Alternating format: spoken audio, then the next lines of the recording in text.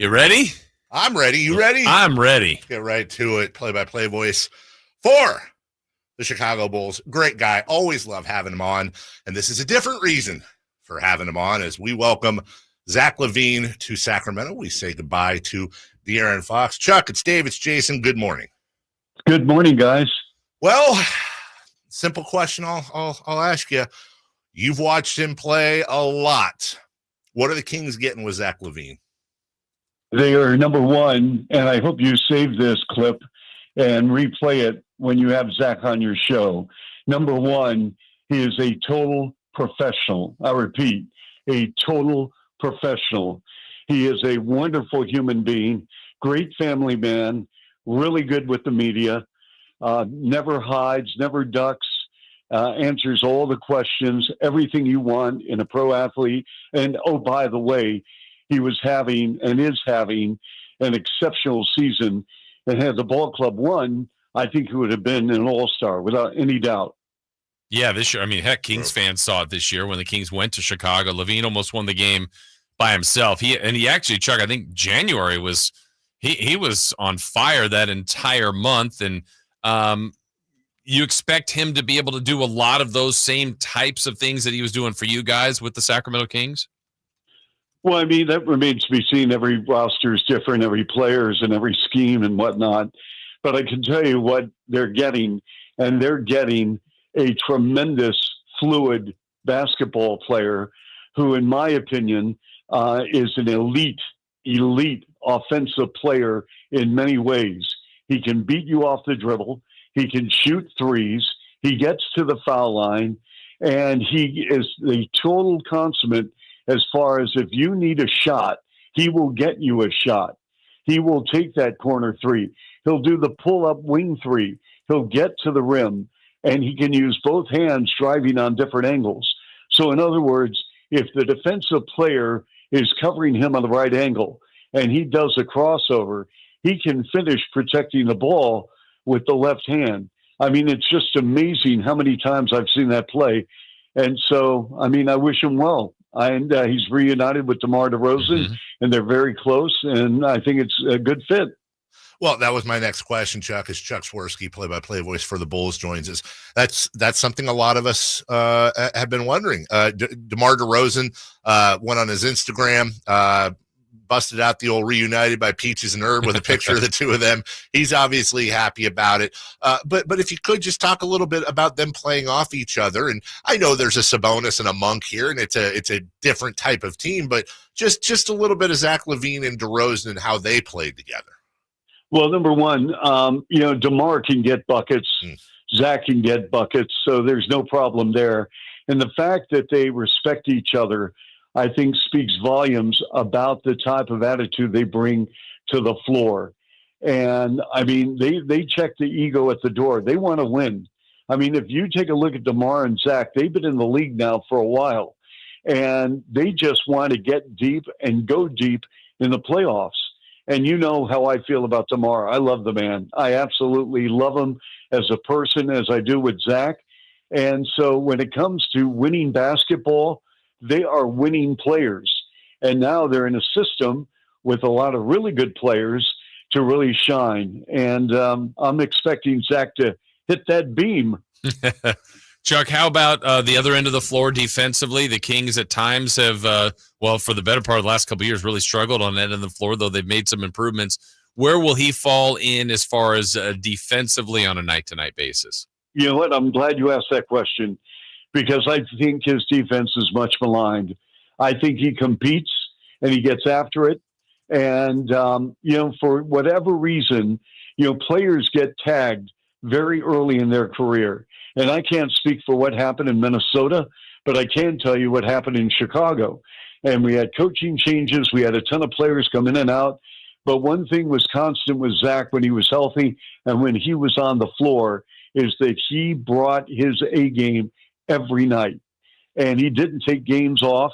He wants to play, number one. And secondly, I think on the defensive side, he's so gifted athletically, he can guard people. Now, does that mean he's going to be all defensive first team? Probably not. But I will say this. I think he's a really good on-the-ball defender. And Chuck, you've been around the game a long time. We look at numbers in a vacuum. People will, as you said, they get reputations. We deal with that with Sabonis here, where Sabonis has this reputation of being a pylon when it comes to defending. And this is a guy that got all defensive votes last year, and the numbers say differently. In Zach's case, you mentioned the reputation, but also I would imagine, guys that are on better defensive teams tend to have better defensive numbers. And I don't know that Zach has had that around him too much in his career. Yeah, I would agree with that. I think that's a very, very valid point. But you know what? This is a new chapter in his life. And now he gets to go to a team with some stars, big-time stars. And we're going to see, I think, a Zach LaVine who's really going to blossom with better players around him. And that's not to say there weren't good players here in Chicago, because there are really good players in Chicago. But, they're going through a new chapter and a phase with the franchise here. But if you look, when Lonzo Ball was healthy, and I really shouldn't be doing this because, in the NBA, you have to be fluid and things change on the fly, as we saw with Sacramento with Sabonis and Halliburton, and what's going on now currently with Fox moving on and the coaching change. I mean, this is the NBA. This is the NBA. So with the Bulls, they after Alonzo got hurt and he didn't play for 2.5 years, I think they were looking to, see if they could get over the hump and by acquiring different players and whatnot. And it was stagnant. And, the Bulls were placed in a position where probably no franchise wants to be, and that's in the middle. And so now with the Bulls in a major rebuild, and major probably is too harsh of a word, but they are in a rebuild. But I think, now it's the future for the Bulls, and they're going to try and, restock the cupboard with young players. And for Zach, he wants to win now. And there's no question he was the best player on this roster. I don't think there's any doubt about it. But you know what? Again, this is the NBA, and it happens, and you move on. Chuck, without knowing what the rest of the next couple days will do deadline-wise for the Kings, just curious your perception as someone that's seen the Kings this year in person once. You guys still come out here, I think, next month. What do you think this will do for them? They're kind of hovering anywhere between, they've been 7th to 12th in the West. What do you think this move right now on its own will do for Sacramento? Wow. Well, again, you're asking someone who has seen your team live once. I've seen, Sacramento on TV several times. And I'll say this, I don't know what happened and what went down with De'Aaron Fox in Sacramento. I'm just Joe Bag of Donuts on the outside looking in. But I'll tell you what, I love De'Aaron Fox. And I think he is going to have a spectacular career if he signs that extension with San Antonio. I mean, San Antonio right now is building around Wemby, and then San Antonio wants to accelerate that because, as we know in the NBA, player empowerment is everything, and Wembanyama is going to be the face of this league for a good decade plus, unless Cooper Flagg comes in and has a dynamic first 3 or 4 years, and then we're going to see, the Cooper Flagg Wembanyama era in the NBA. But having said that, I'm a huge De'Aaron Fox fan. And again, I don't know all what transpired, and really, I'm out of my lane, but you asked the question, I'm giving you an answer. I love De'Aaron Fox. One other thing for you, Chuck, we're all, Jason does play-by-play. We're huge fans of Gary Gerald here, the legend. And we often will talk about the formatics of doing play-by-play and how all that works. This has nothing to do with on-the-floor play, and, you got to win games. But as somebody who calls games, I imagine one of the things you're going to miss about Zach LaVine the most is that it could be any night, game 41, on the road, down 20, up 20, doesn't matter, and you might see something that's going to make you need a throat lozenge later out of Zach LaVine. No doubt. You know what I'm going to miss? Zach attack to the rack.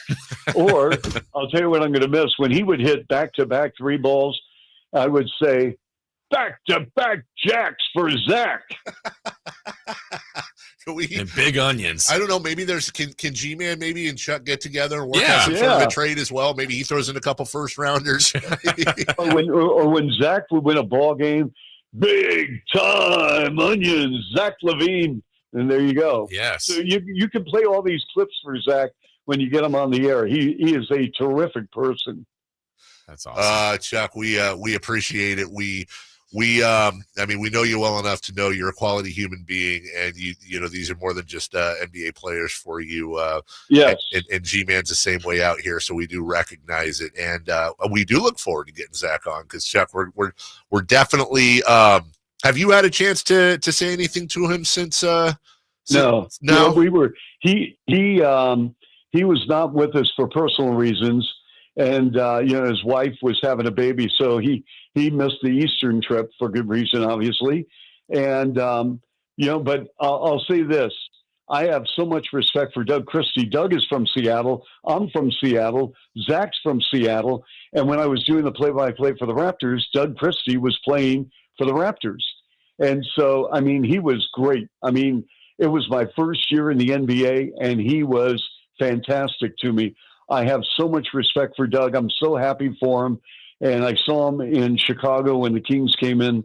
And, that Seattle connection, let me tell you what, that is a strong bond. And Zach and Doug Christie know one another. And I think that's going to really, really help the chemistry with that team.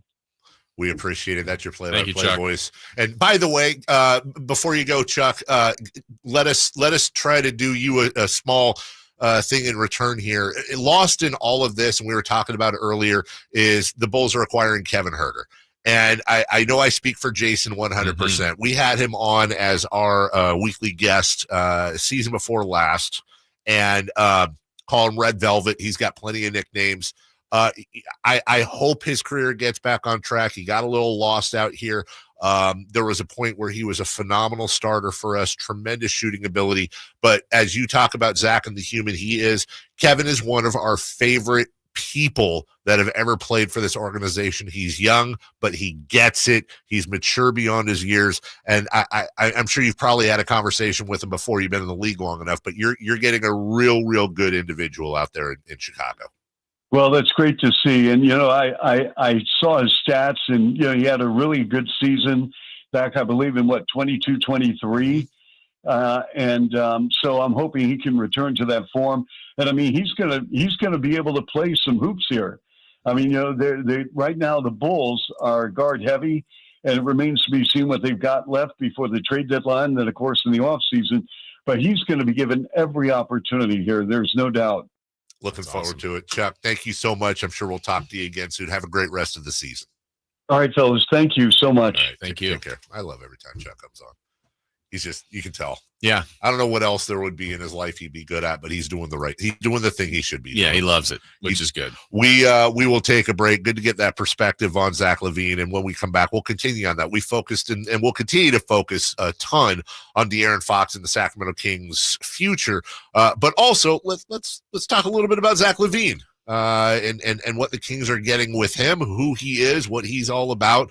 And more, because there are two sides to this trade. It's not just what the Kings are giving up, it's what they're getting as well. Quick break here, just 1 minute. We'll be right back after this. The only place you'll find Keegan Murray is Sactown Sports.